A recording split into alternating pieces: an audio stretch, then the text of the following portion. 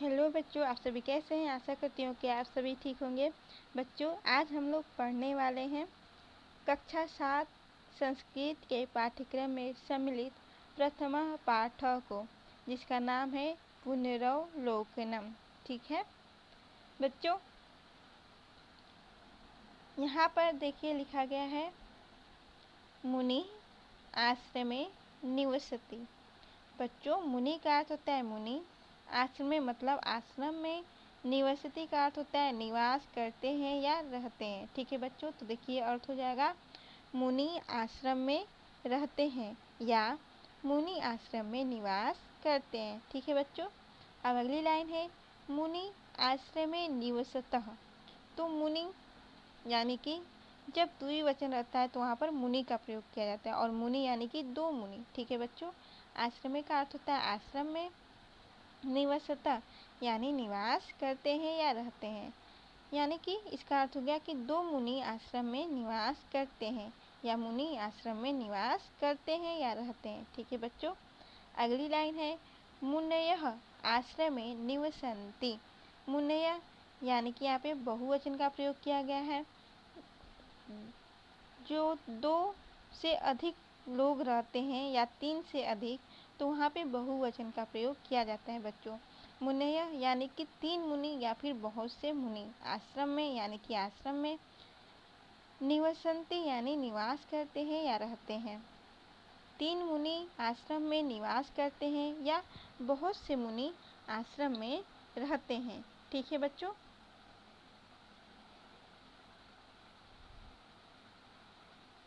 अब देखिए अगली लाइन है गुरु शिष्यान पाठयति।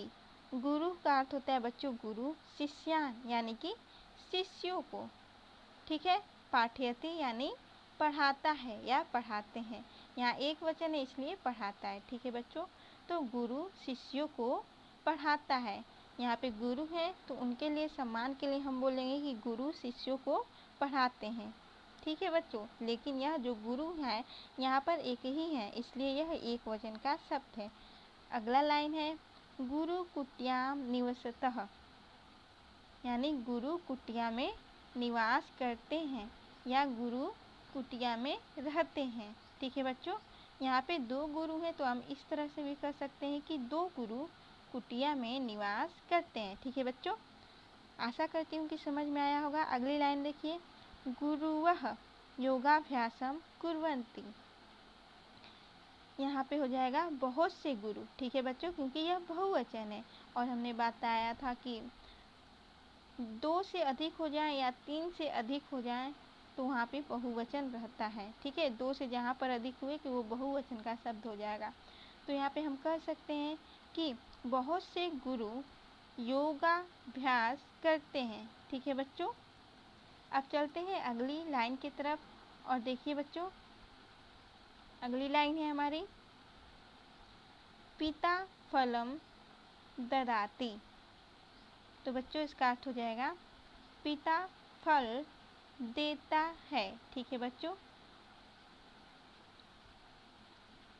पितरो फलानि दत्तः।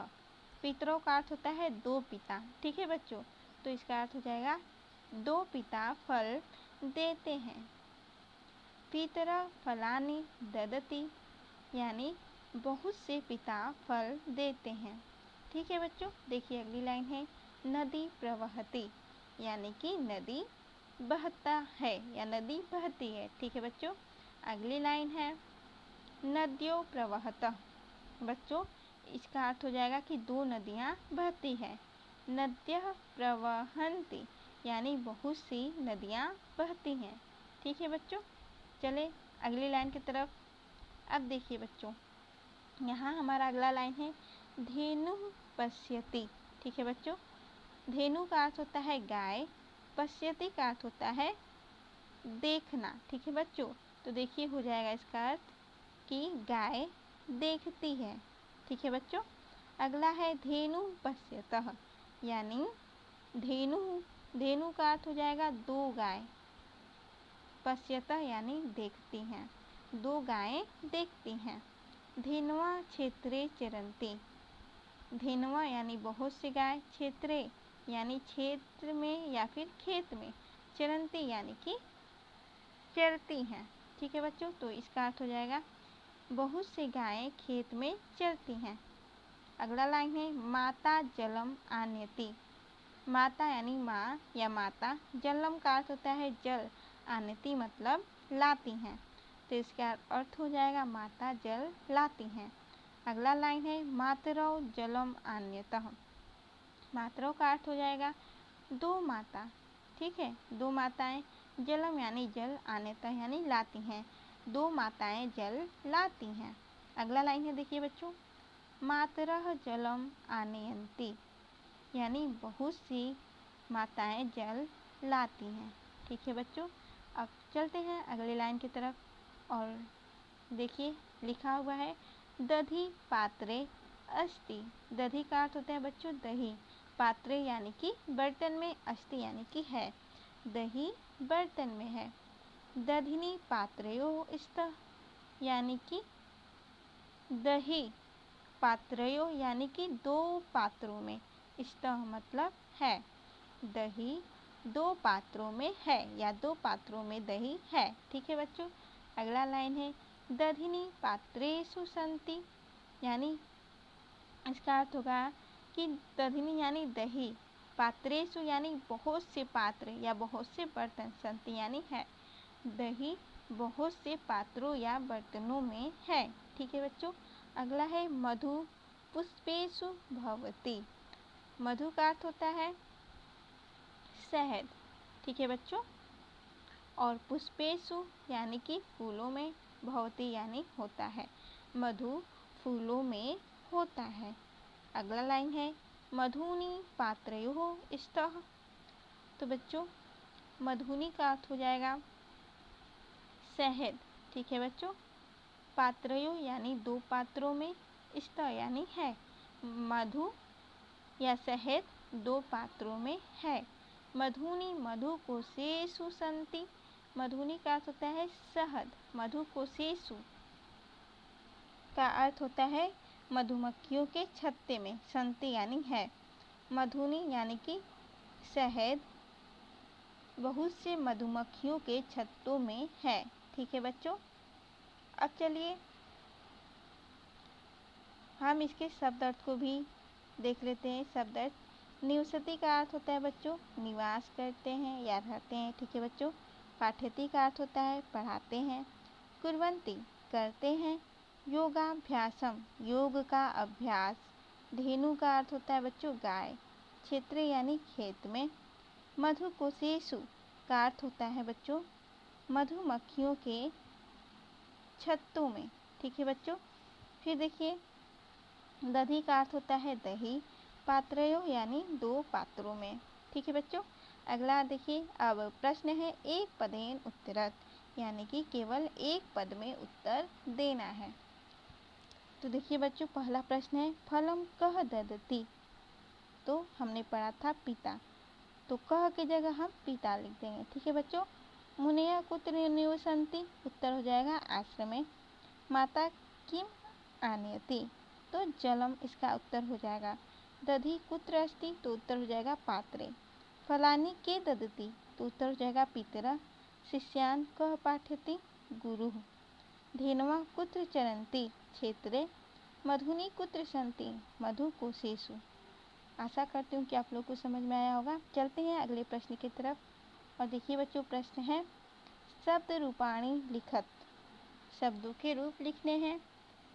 तो यहाँ पे विभक्ति दिया हुआ है, शब्द भी दिए हुए हैं। ठीक है बच्चों, और इसका एक वचन, द्विवचन और बहुवचन लिखना है।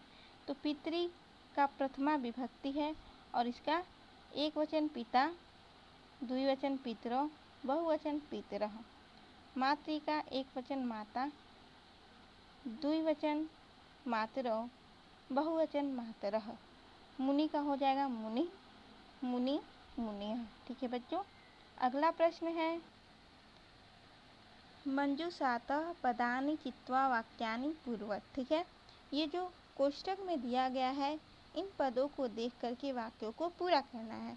तो देखिए बच्चों धेनवः चरन्ति, तो गाय कहाँ चरेंगी, तो बच्चों इसका आंसर हो जाएगा क्षेत्रे। तो पहले में भराएगा क्षेत्रे। ठीक है बच्चों।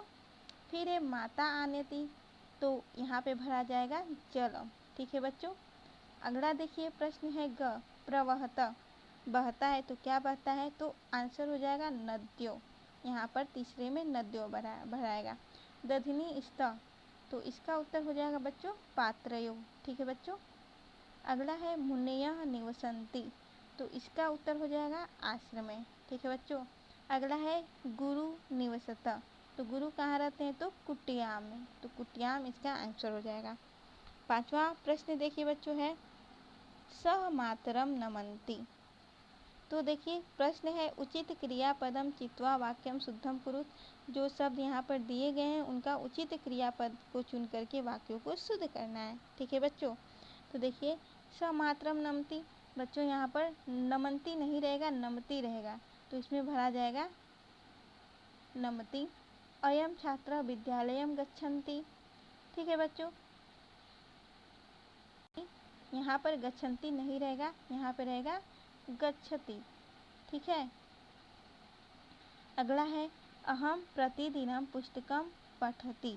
ठीक है, तो यहाँ पर पठामि हो जाएगा। फिर है इयम नदी कस्याम प्रवहसि, तो प्रवहसि नहीं रहेगा, प्रवहति रहेगा। ठीक है बच्चों। अगला है त्वम पुस्तकम नयति, तो नयति नहीं नयसि होगा। ठीक है बच्चों। फिर प्रश्न संख्या 6 है संस्कृत भाषायाम अनुवादम कुरुत, संस्कृत भाषा में अनुवाद करना है। तो देखिए है गुरु शिष्यों को पढ़ाते हैं, तो बच्चों इसका संस्कृत में इसका अनुवाद हो जाएगा गुरुः शिष्यान् पाठयन्ति। ठीक है बच्चों। संस्कृत हिंदी में दिया हुआ है, उसका संस्कृत भाषा में हमको अनुवाद करना है। ख है मुनि आश्रम में रहते हैं, तो मुनयः आश्रमे निवसन्ति। गुरु वेदों का अभ्यास करते हैं, तो उत्तर हो जाएगा गुरुवः वेदाभ्यासम कुर्वन्ति। घ है माँ जल लाती है, तो हो जाएगा माता जलम आनयति। फिर देखिए बच्चों प्रश्न 7 है शब्दानुसारम चित्र निर्माणम कुरुत, शब्दों के अनुसार हमको यहाँ पर चित्र का निर्माण करना है। तो देखिए वृक्ष, यहाँ पर चित्र भी बनाना है, लेकिन यहाँ पर हम एक वचन, द्विवचन और बहुवचन, ठीक है बच्चों, इनका हम लिख देंगे। तो वृक्ष, वैसे वृक्ष का चित्र भी बनाना है, लेकिन देखिए वृक्ष का एक वचन हो जाएगा वृक्ष, वृक्षो, वृक्षा। माला का हो जाएगा माला, माले, माला। पुष्पम, पुष्पम, पुष्पे, पुष्पाणि। बच्चों देखिए यहाँ पर एक वचन में हम वृक्ष का एक पेड़ बनाएंगे, द्विवचन में 2 पेड़ और बहुवचन में 3 पेड़ बनाने हैं। उसी तरह माला में एक वचन में 1 माला बनाएंगे, द्विवचन में 2 माले और बहुवचन में 3 या उससे अधिक माले बनाएंगे। पुष्पम में 1 माला, द्विवचन में बनाएंगे 2 पुष्प और बहुवचन में बनाएंगे 3 या 3 से अधिक फूल। ठीक है बच्चों। तो बच्चों आशा करती हूँ कि आज का लेसन आप लोगों को समझ में आया होगा। ऐसे ही वीडियो को देखने के लिए हमारे चैनल को सब्सक्राइब जरूर कीजिए और अपने दोस्तों को भी शेयर जरूर कीजिए। साथ ही साथ बच्चों बेल आइकन को प्रेस करना न भूलिएगा। तो ऐसे ही वीडियो को देखने के लिए हमारे चैनल के साथ जुड़े रहिए। और आज के लिए बस इतना ही। मिलते हैं अपने अगले वीडियो में एक नए टॉपिक के साथ, एक नए प्रश्न के साथ। तब तक के लिए धन्यवाद बच्चों। मिलते हैं अपने अगली वीडियो में।